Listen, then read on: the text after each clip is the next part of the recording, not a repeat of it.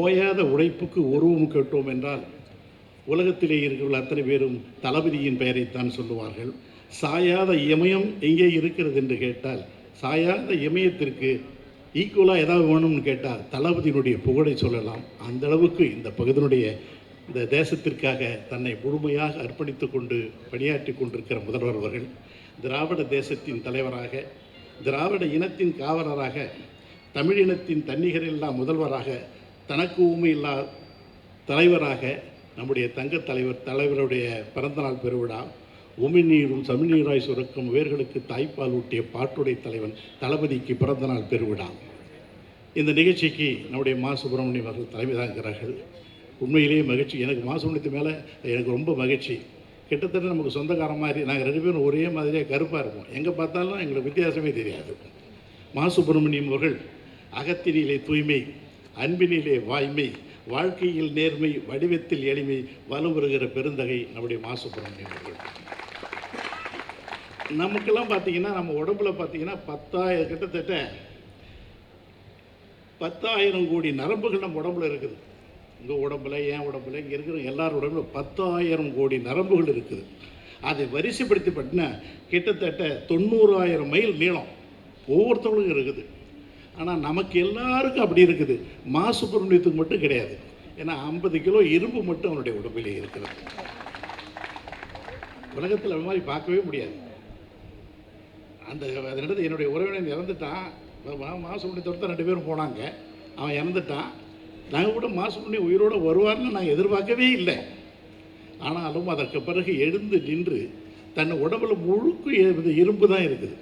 அந்த இரும்பை வைத்துக்கொண்டு கரும்பு மனிதர் தளபதிக்கு வழக்கரமாக திகழ்ந்து கொண்டிருக்கிறவர் நம்முடைய மா சுப்பிரமணியம் அவர்கள். அவரை இங்கே பேசி அமர்ந்திருக்கிறார்கள். நம்முடைய அருமையண்ணன் பொதுச் செயலாளர் அவர்களை பற்றி, ஏன்னா இதை மட்டும் சொல்லிவிட்டு நான் உட்கார்றேன். பொதுச் செயலாளர் அவர்களை பற்றி நாள் முழுதும் சொல்லிக்கொண்டே இருக்கலாம். உலக வரலாற்றில் ஒரு மொழிக்காக போர் தொடுத்த ஒரு இயக்கம் இருக்கிறது என்று சொன்னால் அது திராவிட முன்னேற்ற கழகம் தான். மற்ற நாடுகளில் எல்லாம் புரட்சி ஏற்பட்டிருக்கிறது. இந்த புரட்சிக்கு பல்வேறு காரணங்கள் இருந்தது. ஆனால் மொழிக்காக ஒரு புரட்சி ஏற்பட்டிருக்கிறது என்று சொன்னால் அது தமிழ்நாட்டிலே தான். நம்முடைய அறிஞர் அண்ணா தொடங்கி தலைவர் கலைஞர் வரையில் அந்த மொழிப்போரிலே தன்னை முழுமையாக அர்ப்பணித்து கொண்டு படைக்கு முன்வரிசையில் நின்ற ஒரு தளபதி யார் என்று கேட்டால் நம்முடைய பொதுச் செயலாளர் அவர்கள் தான். அவர் மட்டும்தான் இருக்கிறார். 1965 இந்திய எதிர்ப்பு போராட்டத்திலே தளத்திலே நாங்கள் எல்லாம் கல்லூரி மாணவர்களாக இருந்த பொழுது எங்களுக்கு தலைமை ஏற்று எங்களையெல்லாம் வழிநடத்திய ஒரு மாபெரும் தலைவர். கடந்த 60 ஆண்டு காலமாக மாற்றுக் கட்சி நிழல் கூட தன் மீது விடாமல் கண்டதும் கொண்டதும் ஒரே தலைவன் என்று வாழ்ந்து கொண்டிருக்கிறார். உலகத்திலாம் பார்க்கவே முடியாது. மிசா 1 வருஷம் ஜெயிலில் உடத்துக்கு போட்டாங்க. நீங்களாம் இப்போ பார்க்குறீங்க, அவர் பட்டு சட்டை போட்டுக்கிறாரு, அது இதுன்னு சொல்லிட்டு. அதெல்லாம் கிடையாது. 1 வருஷம் ஜெயிலில் தனக்கு பிறந்த குழந்தையை கூட கொண்டாந்து காட்டுறாங்க. அவனை கொண்டாந்து ஜெயிலில் காட்டுறது, குழந்தையை தூக்குறதுக்கு கை ஏந்துகிற போது போலீஸ்காரன் தடுத்துறான் கையை. ஐயோ என் பிள்ளைய அவன் அப்படி சொன்னது கூட விடவில்லை. ஓராண்டுகள் பெற்ற பிள்ளையை கூட பார்க்காமல் இந்த இயக்கத்திற்காக தன்னை முழுமையாக அர்ப்பணித்து கொண்டு பணியாற்றுகிற பெருந்தகை நம்முடைய அருமை நண்பர்கள் இருக்கிறார்கள். அவரை பற்றி நாள் முழுது பேசிக்கொண்டே இருக்கலாம். பெருமக்களே, நம்முடைய அருமை நண்பர் மாசு சொன்னதைப் போல பல்வேறு வகையான நல்ல நல்ல திட்டங்களை எல்லாம் நம்முடைய தங்கத் தலைவர் அவர்கள் செய்து கொண்டிருக்கிறார்கள். அன்பு சொந்தங்களே, வரலாற்று தங்கங்களே, சிகரங்களை செதுக்குகிற சிங்கங்களே, காற்றோடு கை கொடுக்கும் கடல் நெருப்புகளே, மின்னலை விழுங்கி மின்சாரத்தை கொப்பளிக்கும் தளபதியினுடைய இதய துடிப்புகளே, உங்கள் அனைவருக்கும் என்னுடைய பணிவான வணக்கம். செந்தமிழால் செய்த உடல், செங்கோலால் செய்த விரல், வெண்கலத்தால் செய்த குரல், வெற்றிகளால் செய்த கடல், சங்க நூல் செரித்த குடல், சரித்திரத்து ஞானக்கடல், நெஞ்சமெல்லாம் தமிழெண்ணை, நினைப்பதெல்லாம் தமிழ் மண்ணை என்று வாழ்ந்த தங்கத் தலைவர் தளபதியுடைய தலைவருடைய பிள்ளைக்கு பிறந்த நாள் பெருவிழா. யாப்பிலா பாடலேனும் யார் தரும் கவிதையேனும் மாப்பிலா போல் மடியில் வாங்கி காப்பிலா தமிழர் நெஞ்சில் காலமெல்லாம் வீட்டிருக்கும் மூப்பிலா தமிழ் முத்தமிழறிஞர் தளபதியினுடைய பிள்ளைக்கு பிறந்த நாள் பெருவிழாவை இங்கே செய்தியிலேயே கொண்டாடி கொண்டிருக்கிறோம். தளபதி என்பது தமிழ் மொழியின் உறவு சொல், இயக்கத்தின் உணர்வு சொல், தமிழ் மக்களின் உரிமை சொல். தளபதி என்று எடுத்துக்கொண்டால் பெரியாருடைய மூளை, அண்ணாவினுடைய இதயம், கலைஞனுடைய உடைப்பு சரிபாதியாக கலந்த சமைத்த வடிவம்தான் நம்முடைய தளபதி அவர்கள். சந்தனக்காடுகளில் சறுக்கி விடுகிற சாரல் மடையைப் போல் தமிழகத்திற்காக கிடைத்திருக்கிற ஒரு பெரிய தத்துவ தலைவனாக நமக்கு விளங்கி கொண்டிருக்கிறார்கள்.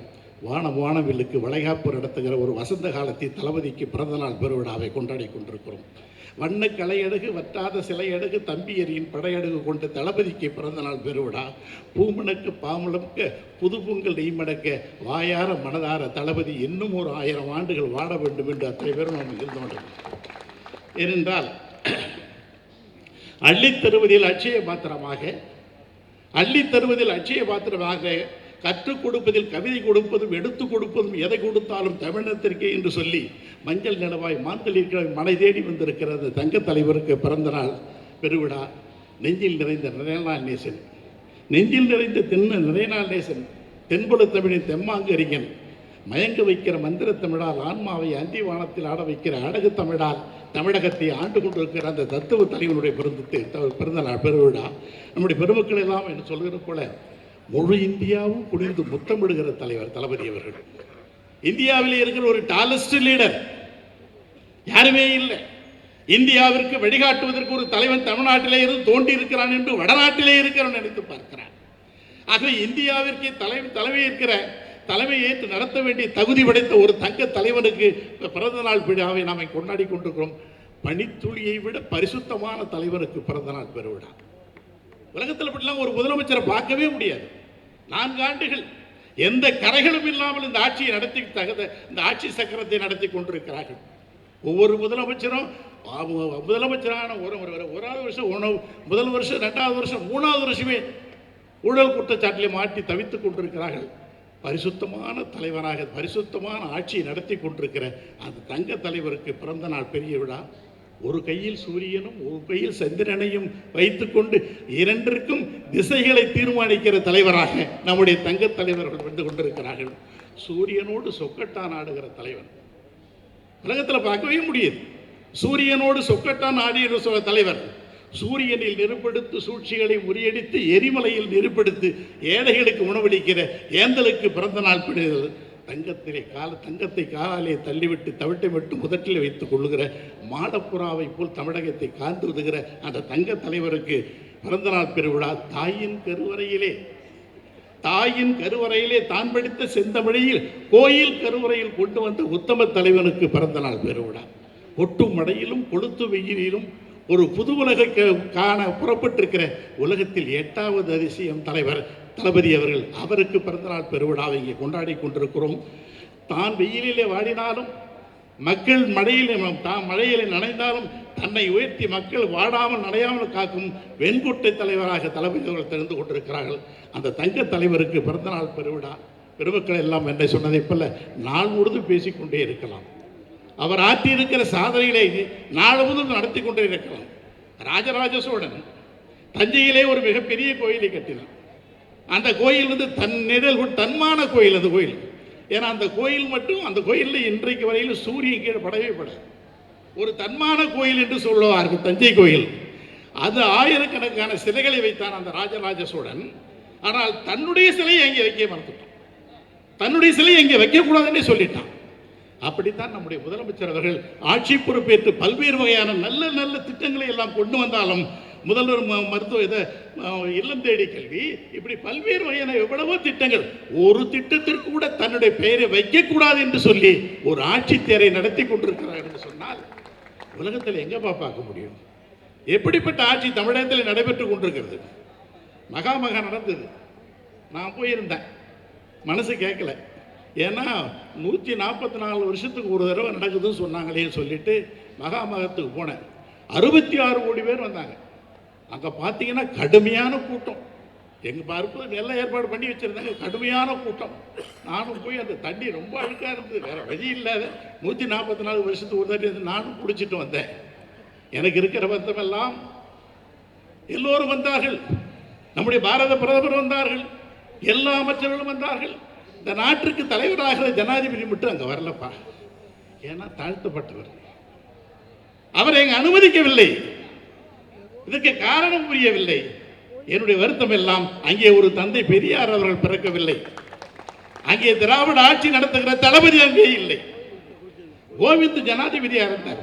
உங்களுக்கு எல்லாம் தெரியும் ஜனாதிபதி அந்த காலத்தில். ஜனாதிபதி யாருன்னு பார்த்தீங்கன்னா சாதாரணம் கிடையாது. அவர் கையெழுத்து போட தான் எல்லா கேசட்டும் பப்ளிஷ் ஆகும். முப்படைக்கும் தலைவராக இருந்தவர். அந்த அவர் போறாரு கோயிலுக்கு, ராஜஸ்தான்ல ஒரு கோயிலுக்கு போறாரு, கோயிலில் விடமாட்டான்னு சொல்லிட்டான். கோயிலில் விடமாட்டான், ஜனாதிபதியை உள்ள விடமாட்டான்னு சொல்லிட்டான். வடநாட்டில் எப்படி நடைபெற்று கொண்டிருக்குது. தமிழ்நாட்டில் பார்த்தீங்கன்னா கருவறையில் வரையில் யார் வேணா போகலாம், அனைத்து ஜாதியிலும் அர்ச்சகராகலாம். கொண்டு வந்தவர்களுடைய தங்க தலைவர் தளபதி அவர்கள் தானே.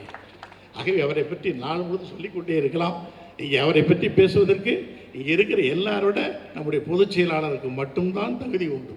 ஏன்னா அந்த குழந்தையாக இருந்த பொழுதே அந்த குழந்தையை தூக்கி வளர்த்து கட்டி முத்தமிட்டு அந்த வளர்ச்சியை முழுமையாக தன்னுடைய தோளில் சுமந்திருக்கிற என்னுடைய அருமை என்னென்னவர்களை பேசியிருக்கிறார்கள். பெருமக்களே, இந்த நிகழ்ச்சி என்பது உண்மையிலேயே மகிழ்ச்சிக்குரிய ஒன்றாகும். அதுதான் விழா, அந்த இது இன்விடேஷனே பார்த்தேன்.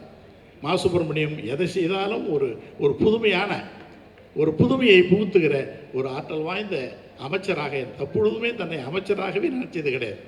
ஒரு சாதாரண தன்னை தொண்டனாகவே நினைத்து தொண்டனுக்கு தொண்டனமாய் வாழ்ந்து கொண்டிருக்கிற அருமை சகோதரர் இன்னும் ஒரு 100 ஆண்டு அவரும் வாழ வேண்டும் என்று சொல்லி வாழ்க்கைக்கு நன்றி வருத்தி விட வருகிறேன். நன்றி. வணக்கம்.